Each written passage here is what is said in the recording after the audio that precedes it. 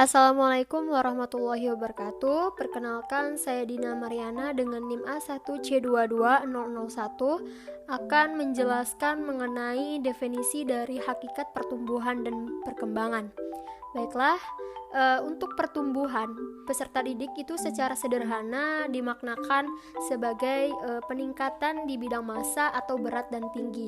Nah, sedangkan untuk perkembangan, peserta didik itu merupakan sebuah perubahan secara terhadap kemampuan, emosi, dan keterampilan yang terus berlangsung hingga mencapai usia tertentu. Nah, di sini untuk pertumbuhan itu didefinisikan sebagai peningkatan dalam ukuran.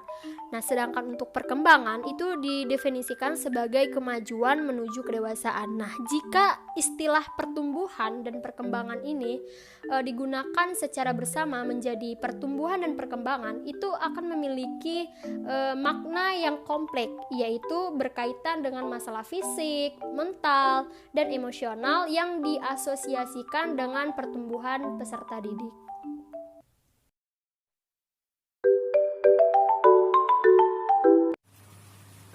Ciri-ciri pertumbuhan dan perkembangan.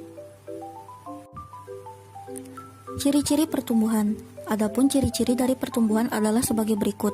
Yang pertama, dapat diukur serta dinyatakan secara kuantitatif atau memiliki nilai yang dapat diukur dalam angka. Yang kedua, reproduksi secara mitosis.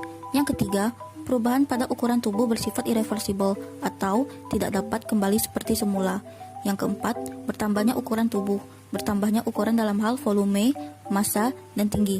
Yang kelima, pertambahan ukuran sel dan pertambahan jumlah sel.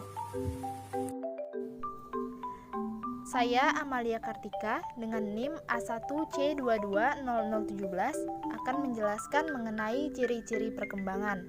Yang pertama, adanya perubahan pada fisik seperti berkembangnya organ-organ tubuh, dan pada psikis seperti kemampuan berpikir, mengingat, dan berkreasi akan lebih matang atau lebih baik seiring berjalannya waktu. Yang kedua, perubahan tubuh dari anak-anak ke fase remaja hingga dewasa, dan pikiran yang sejak kecil ada imajinasi perlahan akan berubah ke realitas. Yang ketiga, menghilangnya ciri-ciri lama, yaitu kelenjar-kelenjar saat anak-anak akan hilang, dan tingkah laku seperti anak-anak juga akan hilang seiring bertambahnya usia. Keempat, adanya peningkatan dari kemampuan dalam melakukan hal sederhana sampai hal yang rumit seiring perkembangan tubuh. Jadi, dari kecil kita sudah bisa melakukan hal-hal sederhana. Semakin berkembangnya tubuh dan usia, kita akan bisa melakukan hal-hal yang lebih rumit lagi.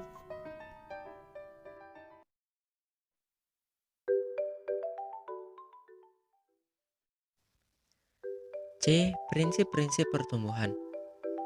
Prinsip-prinsip itu merupakan karakteristik khas yang menjelaskan perkembangan sebagai proses yang diprediksi dan teratur. Kebanyakan anak-anak berkembang pada tingkat dan waktu yang sama dengan anak-anak yang lain. Pengembangan itu berawal dari kepala ke bawah.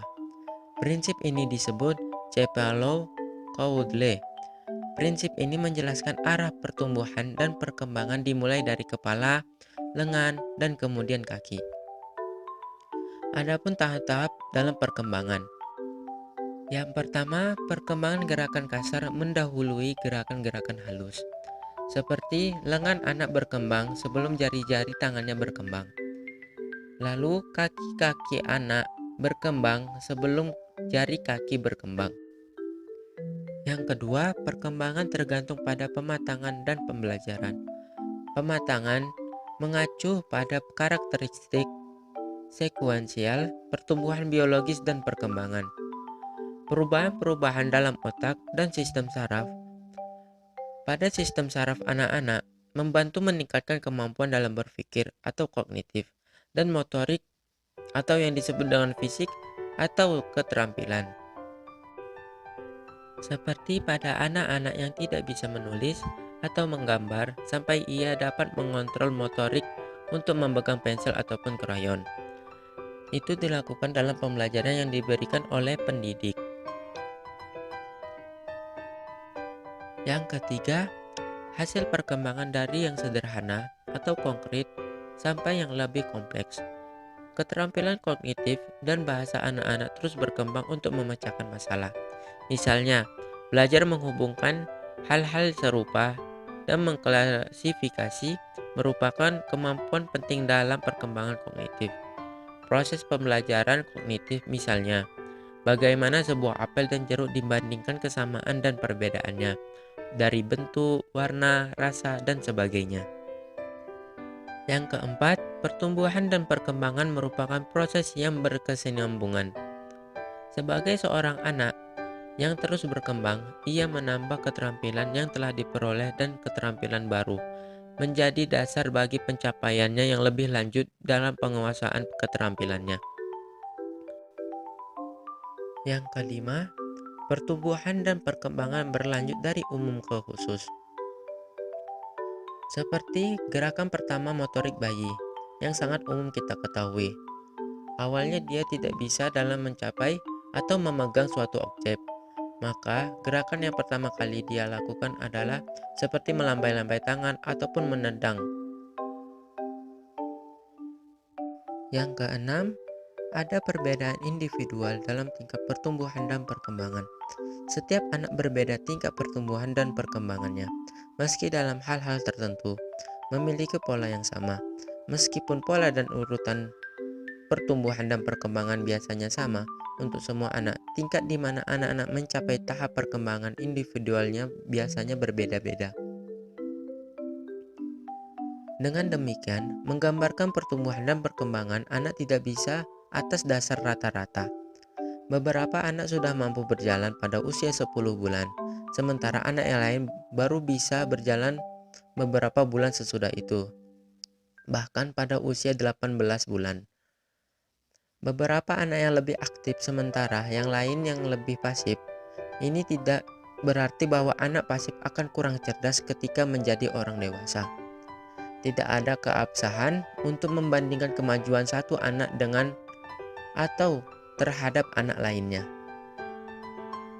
Pemahaman tentang prinsip-prinsip perkembangan ini membantu guru atau orang tua untuk merencanakan kegiatan yang sesuai, merangsang dan memperkaya pengalaman bagi anak-anak, serta memberikan dasar untuk memahami bagaimana mendorong dan mendukung pembelajaran mereka.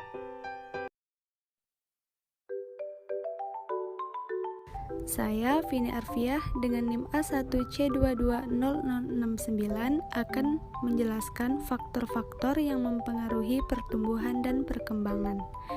Faktor-faktor yang mempengaruhi pertumbuhan dan perkembangan yaitu 1. Faktor internal, yaitu faktor genetik.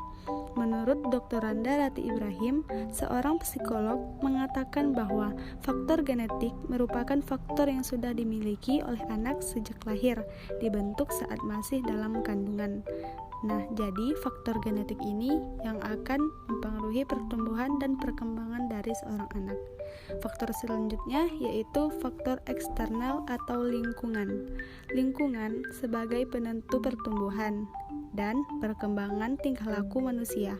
Faktor lingkungan sangat luas, dari masyarakat, keluarga, kemampuan ekonomi, kemajuan teknologi, dan sebagainya.